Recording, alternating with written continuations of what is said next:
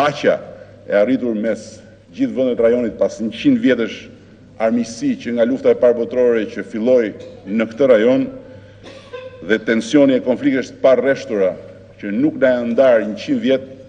është rezultat dhe angazhimit vendosur të NATO-s ashtu si të Bashkimit Evropian. Dhe duke vlerësuar shumë atë që është arritur, ne shprehëm qëndrimin se vetëm vijimi konsekuent i procesit të integrimit euro-atlantik të vendeve të rajonit ton është rruga për të konsoliduar me të vërtet kufijtë e lirisë dhe të paqes. Por ajo që mbetet për ne është se